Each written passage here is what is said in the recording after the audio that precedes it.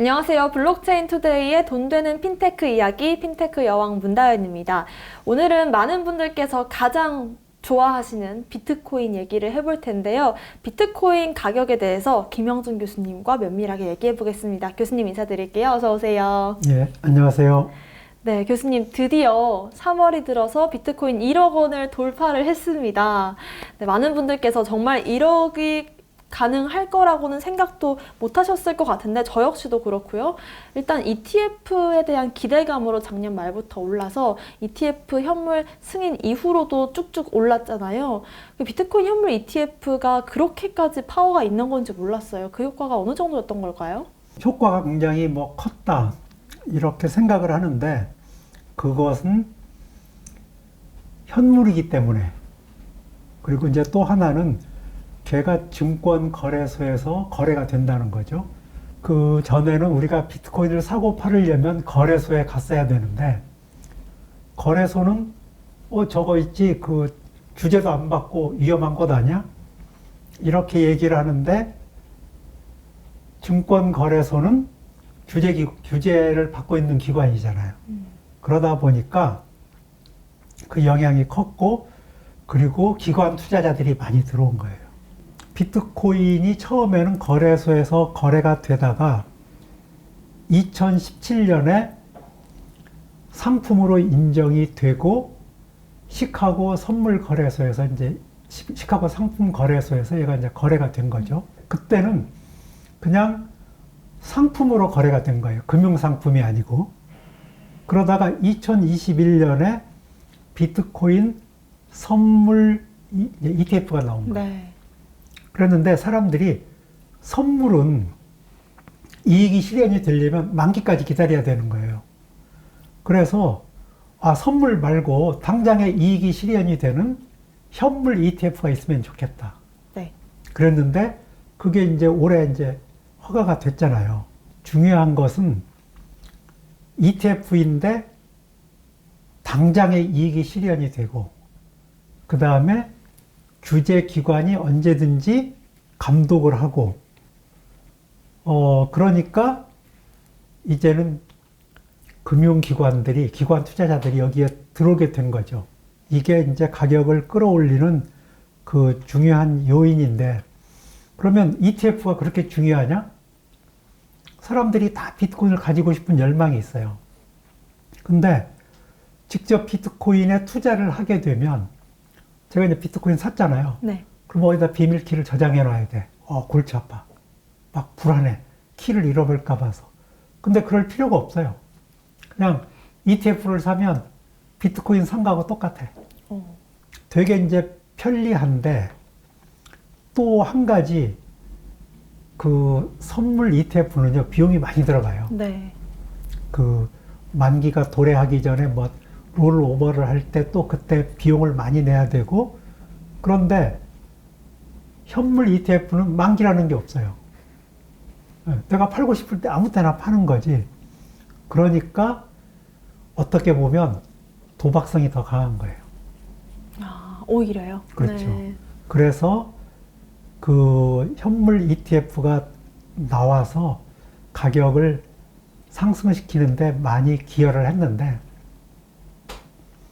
그것 말고도 또 곧 반감기가 다가온다. 네.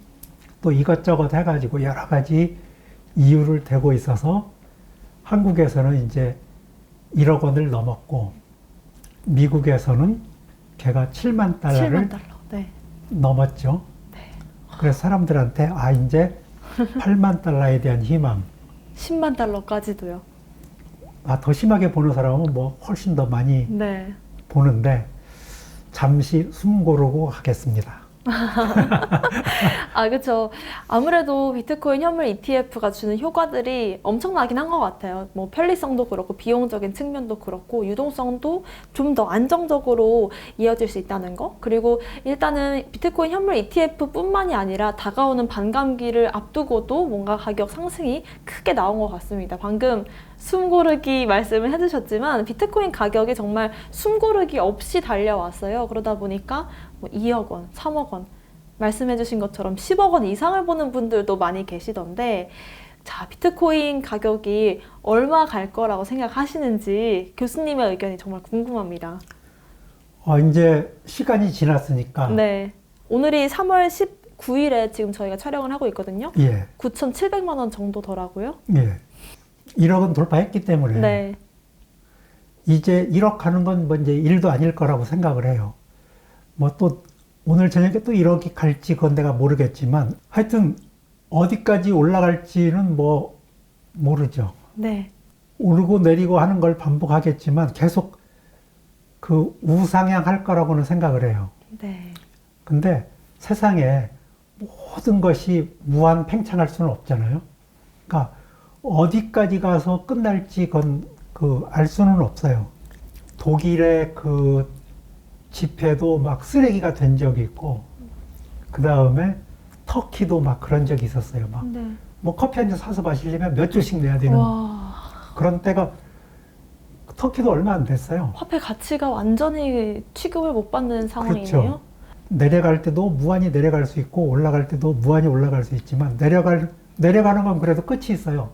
0으로 끝이 있는데 올라가는 것은 어디까지 갈지는 정말 이제 모르죠. 네. 근데 지금 이제 전고점을 돌파했잖아요. 네. 지금 2년, 3년 넘지 못했던 전고점을 뛰어넘어서 사람들은 또 전고점을 넘을지 모른다. 지금 사지 않으면 안 된다. 이런 그 공포감이 있었는데 경제라는 것은 그 심리라고 그러잖아요. 네. 앞에서 이제 뭐 ETF 얘기도 했고 그 다음에 반감기 얘기도 하고 기관 투자자들이 들어왔다 뭐 이런 얘기도 해서 상승세가 있는 것은 그 분명합니다. 이 비트코인은 역시 15년간 꾸준히 버텨온 것으로 볼 때 대단하다. 비트코인이 무엇이에요? 비트코인은 가치가 있어요? 막 이런 얘기 하잖아요. 네. 이제는 비트코인에 가치가 있는지 없는지는 하나도 중요하지 않아요. 비트코인을 가지고 우리가 무슨 일을 할 수 있느냐, 비트코인으로 돈을 벌 수 있느냐, 아니면 새로운 금융상품을 만들 수 있느냐, 이런 얘기를 하는데 어쨌든지 용감한 사람들은 비트코인을 샀고 네.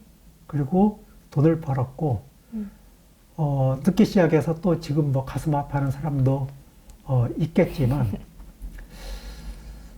최근에 그 비트코인의 미래라고 하는 그 책을 쓴 김창익 작가가 있는데 네. 그분의 책 중간에 보니까 비트코인은 화폐이면서 시스템이다. 이런 얘기를 네. 했더라고요. 화폐면서 시스템요? 네.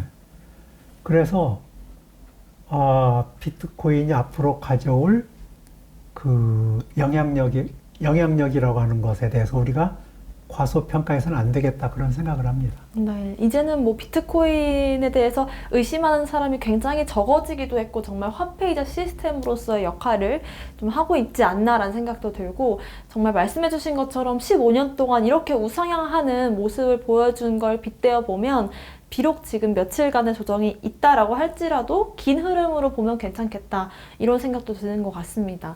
그런데 확실히 인간지표라는 말이 좀 무섭긴 한 것 같아요. 1억 원을 돌파하는 시점에 저를 비롯해서 주변에 많은 분들의 관심이 확 몰렸거든요. 그 1억 원을 돌파하면서 포모를 느끼시는 분들이 굉장히 많은데 지금이라도 살까를 고민 중이신 분들한테 투자는 이렇게 해라 라고 좀 조언을 주신다면요, 교수님?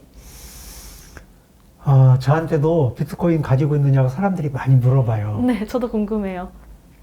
비트코인은 없어요. 제가 비트코인을 살려고 한 때는 있었어요. 네. 제가 고려대학교에서 최고위 과정을 만들 때였는데 어느 회사에서 코인을 발행을 하고 저한테 코인을 싸게 줄 테니까 비트코인 1개를 준비하세요. 네. 그래서 그때 비트코인을 살려고 그러니까 하나에 400만 원이더라고. 400만 원요? 네. 네. 그 회사에서 저한테 비트코인 준다고는 했는데 비트코인 가져라는 얘기를 안 하는 거야. 네. 그래서 비트코인을 언제 내가 가져가면 되겠어요? 그랬더니 추석 지내고 그 보재. 근데 추석 지나면서 가격이 또 오르는 거야, 얘가. 네. 700만 원으로 올랐어. 아, 비트코인 사지 말라는 하늘의 뜻인가 보다.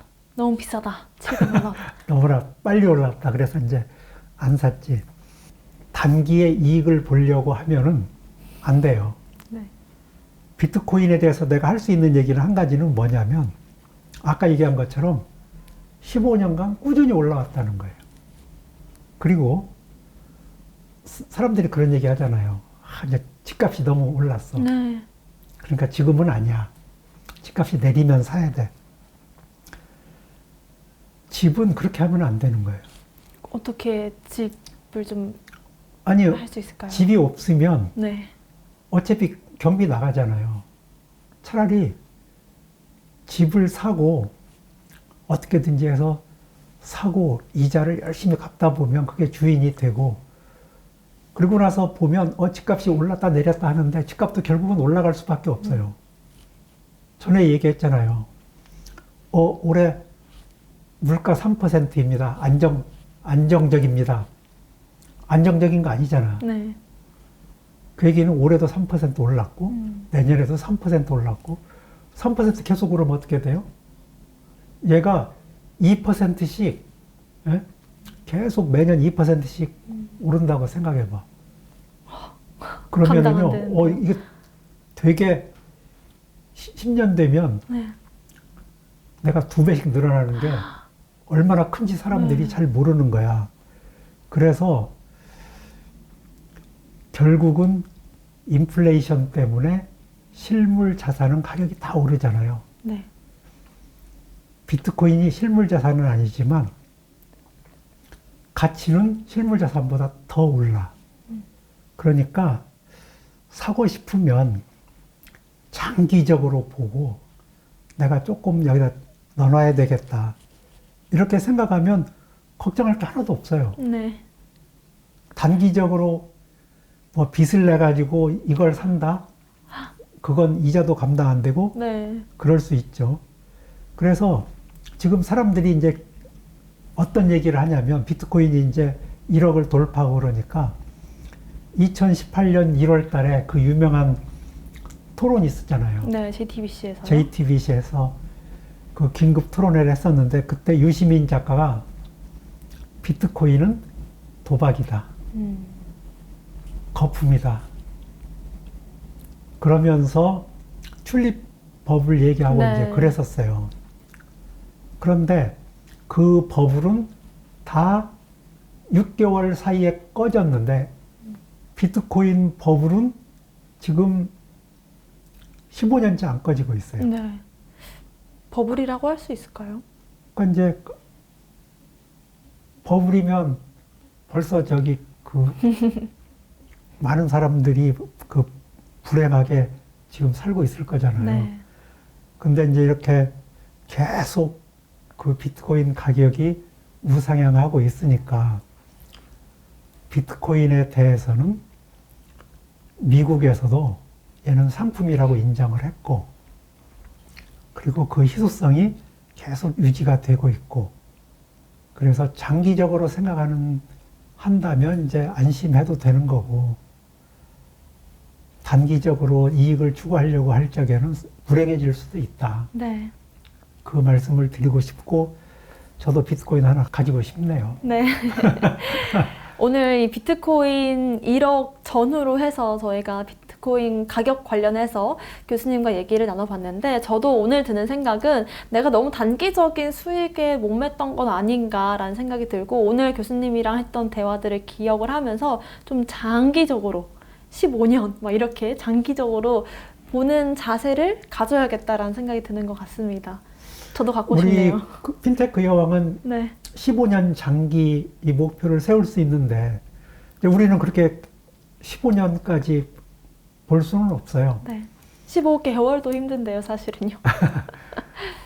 2년 내지 3년에 한 번씩은 이렇게 꼭 2배씩 오르고 그러더라고. 네. 그러니까 이제 초창기에는 거의 지수적으로 이렇게 올라갔어요. 근데 지금은 얘가 지수적으로 올라갈 수는 없어. 이제 세츄레이션 되면서 2배, 또 3배, 4배 이렇게 이제 그렇게 올라갈 거라고 생각이 되거든요. 네. 그래도 2년 버텨서 2배가 된다. 그러면 대단한 거예요. 아유, 엄청난 거죠. 근데 내가 또 2년 후에 교수님 말씀하신 대로 안 됐어요. 뭐 책임지세요. 이렇게 하면 곤란해서. 저희가 2년 뒤에 찾아오겠습니다, 교수님. 그래서 나는 비트코인의 구매를 권장하지 않았다 하는 점을 내가 밝혀둡니다. 마지막에. 네, 알겠습니다. 투자를 고민 중이신 분들은 참고를 하시면 좋을 것 같고, 기본적으로 투자를 할 때 비트코인을 가질 때 어떤 마음가짐이어야 되는지 그 부분을 좀 배워가시면 좋을 것 같습니다. 교수님 또 다음 주에 저희 흥미로운 주제로 찾아올게요. 오늘 예. 말씀 고맙습니다. 예, 감사합니다.